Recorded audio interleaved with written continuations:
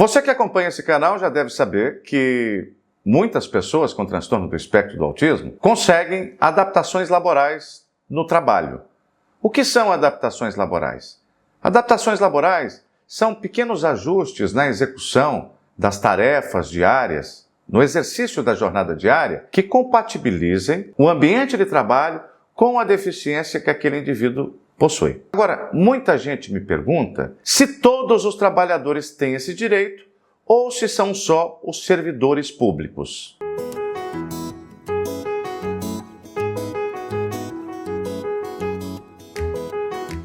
Olá pessoal, meu nome é Lucélio Lacerda, eu sou advogado, especialista na defesa do direito das pessoas com deficiência e meus contatos profissionais estão aqui na descrição. Respondendo à pergunta do início do vídeo, antes da vinheta, e afinal, esse direito à adaptação laboral é um direito que assiste só aos servidores públicos, as pessoas que passaram em concurso, ou é um direito que vale para todo mundo? Para responder essa pergunta, eu vou ter que te contar um pouquinho da história desse direito no Brasil. O que aconteceu para a gente começar no ano de 2024 a discutir com mais seriedade e amplitude esse assunto, que é o direito à adaptação laboral da pessoa com deficiência? O Estatuto da Pessoa com Deficiência existe desde 2015. A Convenção de Nova York, que é o tratado internacional que o Brasil assinou e aderiu, que trata do direito das pessoas com deficiência, foi assinada em 2009. A Lei do Autista é de 2012. Por que então só em 2024 a gente começou a falar em redução de jornada? Foi pelo seguinte, presta atenção nessa história. Uma professora aqui do estado de São Paulo, ela tem um filho autista. Um filho autista, acho que de nível 2 ou de nível 3, que demanda muito suporte dos pais. Esta servidora, que era uma servidora do estado de São Paulo, professora, ela pediu à Secretaria de Educação uma redução ali na carga horária dela, na redução de jornada, em razão de ela ter esse filho que demanda muito suporte. Então ela precisava trabalhar um pouquinho menos lá na escola, na sala de aula, para sobrar um pouquinho de tempo para que ela cuidasse mais, desse mais atenção ao filho deficiente. Ela pediu 50% de redução de jornada. A Secretaria de Educação, ao analisar o pedido da professora, disse assim: olha, nós não temos previsão legal para conceder redução de jornada porque você tem filho com deficiência. Nós não temos nenhuma lei que fale sobre isso aqui em São Paulo. Nós não temos nenhuma portaria, nenhuma instrução normativa, nenhum decreto. Não existe essa política de reduzir jornada porque você tem filho com deficiência. Portanto, eu indefiro o seu pedido. Eu sei, gente, que aqui no exemplo eu estou falando de filho com deficiência, mas a pergunta foi sobre servidor com deficiência. Calma que a gente já chega lá. É porque essas duas coisas estão dentro da mesma lógica, do mesmo raciocínio. A adaptação em razão do próprio trabalhador ter deficiência e a adaptação laboral em razão do trabalhador ter um dependente com deficiência que lhe exige tempo de suporte. Enfim, quando a Secretaria de Educação negou esse pedido, essa pessoa foi para a Justiça. Quando chegou na Justiça Estadual do Estado de São Paulo, o juiz lá da vara, da primeira instância, concordou com a Secretaria. Realmente, não tem nenhuma lei, já que não tem lei, então não tem como deferir. Agiu certo a Secretaria ao indeferir o pedido. A professora não se contentou com essa resposta e recorreu ao Tribunal de Justiça do Estado de São Paulo. Quando chegou no Tribunal de Justiça do Estado de São Paulo, a Câmara, os desembargadores, também entenderam que ela não tinha direito a essa redução de jornada porque ela tinha um filho com deficiência, porque não havia lei que falasse sobre isso. Ela foi ao STJ, Superior Tribunal de Justiça, e, igualmente, o STJ diz: não, de fato, não existe uma lei. Se não existe uma lei, então não tem direito. Ela não se contentou. Você está vendo como é que são as coisas? Quando a gente vê um precedente de um tribunal superior lá de Brasília, a gente acha que as pessoas estão conseguindo o direito rapidamente, a toda hora, com facilidade. Você está vendo aí essa história? Começou o pedido administrativo na Secretaria, depois foi para a primeira instância, a vara, juiz, depois foi para o Tribunal de São Paulo, depois foi para o STJ e até agora. Aqui já passaram 3 anos de processo e até agora nada. ela foi para o STF, que era o local onde ela tinha que ter ido mesmo. Quando chegou no STF, o STF disse assim, olha, está todo mundo errado. A Secretaria de Educação está errada, a dizer que não vai deferir o direito porque não tem previsão legal. Está errado o juiz da vara, o juiz falar que não tem previsão legal, então não tem direito. Está errado o Tribunal de Justiça do Estado de São Paulo, que falou, concordou com o juiz. E está errado o STJ também, dizer que não tem lei. Porque tem sim, tem lei, e esta lei equivale à Constituição. Porque esta lei entrou no nosso ordenamento jurídico com força constitucional. É a Convenção de Nova York, que foi ratificada pelo Brasil. O tratado internacional que trata de direitos humanos, que prescreve e assegura direitos humanos, ele tem força de Constituição. É como se emenda constitucional fosse. Porque a própria Constituição diz isso. Se o Brasil assina um tratado, se esse tratado é sobre direitos humanos, se esse tratado ele foi ratificado no Congresso Nacional, seguindo o quórum qualificado das emendas constitucionais, que é de 3/5 em 2 turnos nas 2 casas, então este tratado vai ter força de Constituição.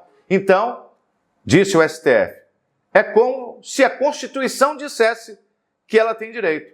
Porque a Convenção de Nova York diz que o trabalhador que tem deficiência, ele tem direito a ver o seu ambiente de trabalho adaptado para atender às suas necessidades de saúde. Adaptações razoáveis para melhorar a vida e preservar a saúde da pessoa com deficiência no ambiente de trabalho é uma imposição deste tratado, desta convenção que o Brasil subscreveu.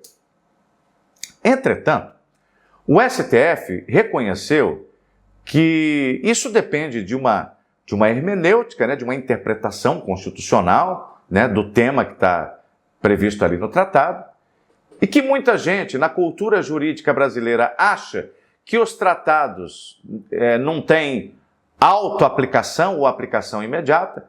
Nas cidades, nos interiores da vida, quase ninguém faz leis para poder regulamentar direitos que estão previstos em tratados internacionais. É uma questão de cultura jurídica. Quase município nenhum tem lei falando, disciplinando o direito de adaptação para a pessoa com deficiência. O Brasil tem quase 6 mil municípios. O STF reconheceu que é um problema esse negócio da falta de previsão legal. Falta de previsão legal, ou seja, falta de leis, atos normativos locais que disciplinem esse direito. Então, o STF também levou em conta que a Lei 13.146 de 2015, que é o Estatuto da Pessoa com Deficiência, embora faça alusão também, repita essa questão das adaptações laborais, as adaptações razoáveis, ele não trata especificamente dessa questão da redução de jornada, que era o caso que estava sendo trazido ao STF ali, esse caso da professora que eu estou contando aqui. Então o STF falou o seguinte, bom, já que tem uma cultura de os entes federativos não fazerem leis para disciplinar esse tipo de direito, nós vamos ter que dar um jeito de fazer isso valer para todo mundo, porque um direito que é de índole constitucional, previsto em tratado internacional, que tem status de emenda constitucional, não pode ficar dependendo da boa vontade da Câmara de Vereadores, do prefeito, dos secretários, dos governadores, das assembleias legislativas. A gente precisa dar um jeito de fazer o povo cumprir isso. Então, o STF buscou em uma lei que já existe, que é uma lei federal, que é uma lei destinada aos servidores públicos federais, para poder extrair dali um modelo de compreensão desse direito, para que este modelo de compreensão, previsto no artigo 98, parágrafos 2º e 3º da Lei 8.112, passasse a valer para o Brasil inteiro. Independente do município, do Estado, da fundação pública, da sociedade de economia mista, ter qualquer norma a esse respeito. Então, o STF decidiu o caso da professora, disse que a professora tinha direito à redução de jornada de 50% em razão do seu filho com deficiência, deferiu a ela a redução de jornada no patamar de 50% da carga horária e disse assim: a partir de agora,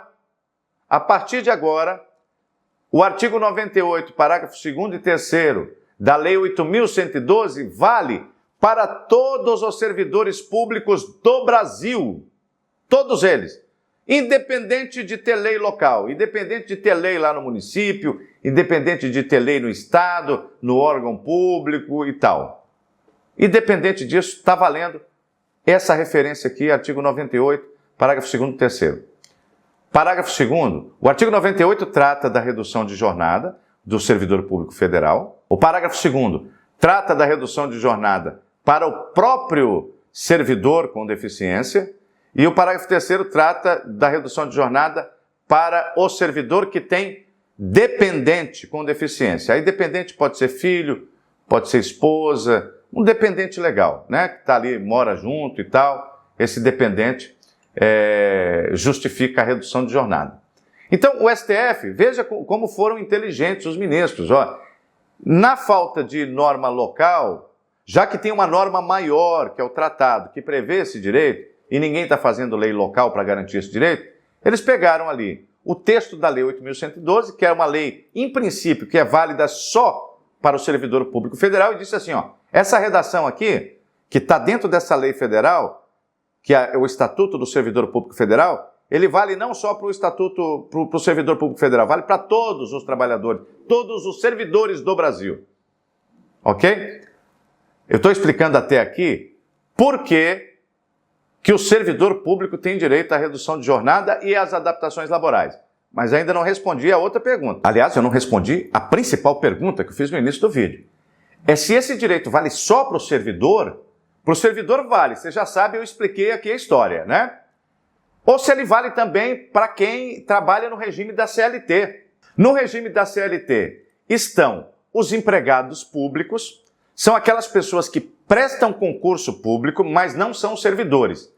Elas também trabalham no regime da CLT. Por exemplo, funcionário da Caixa Econômica Federal, empresa pública, funcionário da Petrobras, funcionário do Banco do Brasil, funcionário de bancos estaduais, funcionários de certas companhias energéticas, funcionários de algumas concessionárias públicas, funcionários de fundações públicas, enfim, na administração indireta, tem muita gente trabalhando no regime da CLT porque são empregados públicos. E, além dos empregados públicos, também trabalham na CLT os trabalhadores de carteira assinada, que são os trabalhadores que trabalham para empresas privadas, de carteira assinada ali, né, que tem FGTS, 13º, aviso, o regime seletista, como dizem. Ora, o caso que o STF apreciou, esse caso da professora, esse caso foi resolvido no tema 1097 do STF. Era um caso que, por acaso, tratava de uma servidora pública do estado de São Paulo, professora, que tinha um filho com deficiência, filho com TEA, transtorno do espectro do autismo. Então, naquele contexto, daquela demanda, daquele recurso extraordinário, cuja repercussão geral foi admitida no tema 1097, era um caso que demandava uma solução para servidor público. Então, a decisão do STF tratou especificamente do servidor público. Mas o fundamento que o STF utilizou foi a Convenção de Nova York, a LBI também, Lei Brasileira de Inclusão, Estatuto da Pessoa com Deficiência. E a LBI e a Convenção de Nova York, quando esses dispositivos legais falam sobre esse direito, a adaptação laboral, entre elas a redução de jornada, ele não está falando de servidor público, está falando de todos os trabalhadores, de um modo geral. O direito à adaptação é para todos os trabalhadores, não apenas para servidor.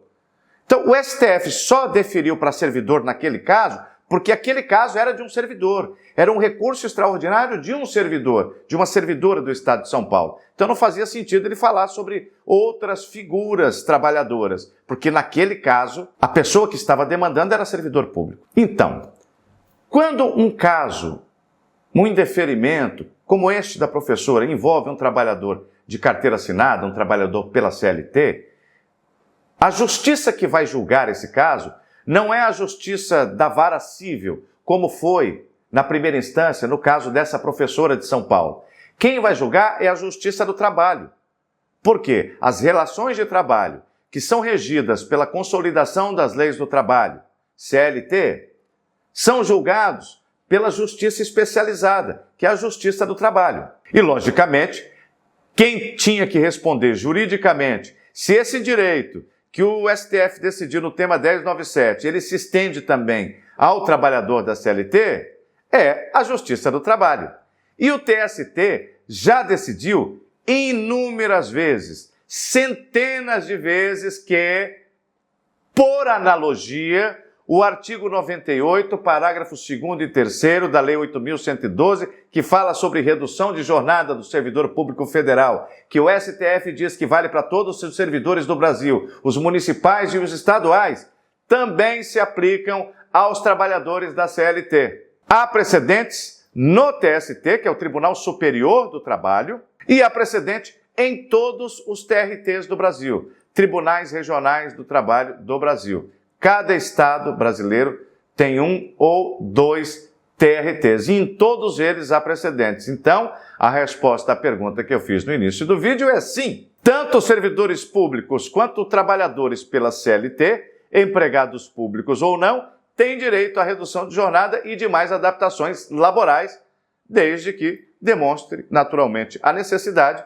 confirmada por junta médica oficial. Um detalhe digno de nota, que eu gostaria de ressaltar aqui, é que há uma vantagem do trabalhador da CLT quando judicializa esses casos, porque, em primeiro lugar, a Justiça do Trabalho é mais célere, é mais rápida do que a Justiça Comum, é claro, e isso não é porque a Justiça Comum é mais lenta propositalmente, é porque a Justiça Comum julga todos os outros casos de tudo quanto é assunto, é criminal, é família, é administrativo, é previdenciário, é tudo quanto é tipo de demanda, de ramo do direito, enquanto a Justiça do Trabalho julga apenas essa fatia, esse recorte. Só os casos de relação do trabalho, regida pela CLT. Então, naturalmente, como tem uma demanda menor do que a Justiça Comum, tem condições de julgar mais rápido.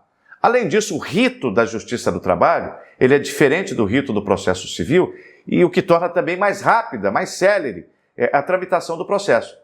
Porque a pessoa entra com o processo, ela ajuizou o processo, já é marcado a audiência. Então o réu não é citado para apresentar uma defesa 15 dias depois, que juntar o mandado nos autos, para depois ser impugnado, para depois o juiz dar um saneador, para depois marcar uma audiência, especificação de provas, para depois então marcar uma audiência.